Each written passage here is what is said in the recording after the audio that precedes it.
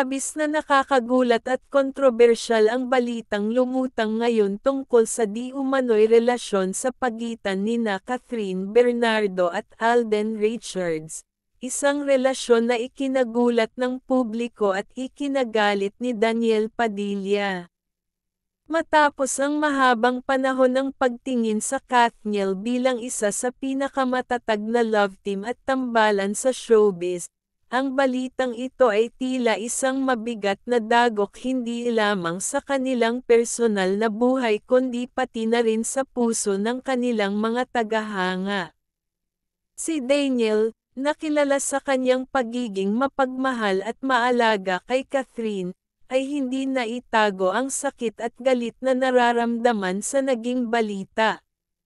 Sa ilang mga panayam at post sa social media, bakas ang matinding emosyon sa kanyang mga pahayag, na tila isang pinagsama-samang damdamin ng pagtataksil, pagkabigo, at labis na lungkot.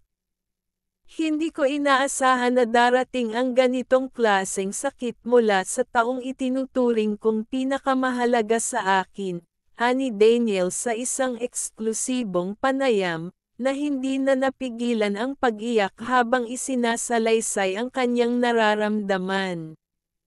Ayon pa kay Daniel, hindi niya lubos akalain na ang isang taong itinuring niyang kapamilya at kaibigan pa mismo ang magpapabagsak ng kanyang mundo. Nang malaman kong si Alden pala ang involved, parang doble ang sakit. Hindi ko maintindihan kung paano nangyari ang lahat ng ito, at kung bakit kailangang ako pa ang makaranas ng ganitong klaseng kalungkutan, dagdag pa niya, habang tila may mga hinanakit na pinipigilang ilabas. Ang pagiging tahimik ni Catherine sa isyu ay mas lalong nagdulot ng mga pagdududa sa puso ni Daniel at ng kanilang mga tagahanga.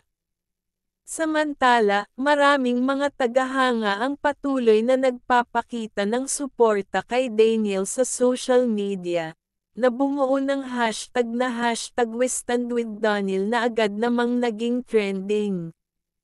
Ayon sa mga Kathniel fans, hindi nila inaasahan na magiging ganito ang kinahinatnan ng kanilang mga idolo at tambalan. Parang napaka-unfair kay Daniel. Siya na nga ang lahat ng nagbigay para kay Catherine, siya pa ang naloko, sabi ng isang fan sa social media. Maraming kilalang personalidad sa industriya ang nagpahayag din ng kanilang suporta kay Daniel. Ang ilang mga kaibigan at kasamahan sa industriya ay nagpahayag ng kanilang simpatsya at naglabas ng mga mensahe ng suporta para sa kanya. Ang isa pang personalidad ay nagkomento, "Alam natin kung gaano kamahal ni Daniel si Catherine. Hindi basta-basta ang sakit na nararamdaman niya ngayon." Bukod pa rito, may ilang tagaloob ang nagbahagi na tila matagal nang may mga hindi pagkakaunawaan sa pagitan nina Catherine at Daniel, ngunit hindi inaasahan na haantong ito sa isang seryosong isyu. Ayon sa kanila, si Daniel ay naglaan ng matinding pagsisikap para maayos ang kanilang relasyon at pilit na pinagpatuloy ang kanilang partnership sa harap ng kamera kahit na may mga personal na alitan. Ngunit tila naging mabigat ang pagkakalapit ni Catherine kay Alden na nagbunsod ng hindi pagkakaintindihan sa pagitan ng dalawa. Ayon pa kay Daniel, labis ang kanyang pagkadismaya sa sitwasyon, lalo na at ang taong kanyang pinagkatiwalaan ay tila siya pa ang magpapahirap sa kanyang damdamin. Si Catherine ang mundo ko. Ibinigay ko sa kanya ang lahat. Pero kung ganito rin lang pala ang mangyayari, hindi ko na alam kung ano pa ang totoo, ani Daniel sa isang emosyonal na panayam. Sa kabila ng sakit, binigyang diin ni Daniel na nais niyang maging matatag para sa sarili at sa mga taong nagmamahal at sumusuporta sa kanya. Hindi rin nakatakas si Alden sa mga paratang at reaksyon ng publiko.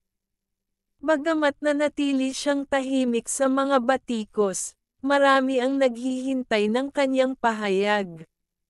Marami ang nagnanais na malaman kung ano nga ba ang totoo at kung bakit nangyari ang ganitong sitwasyon.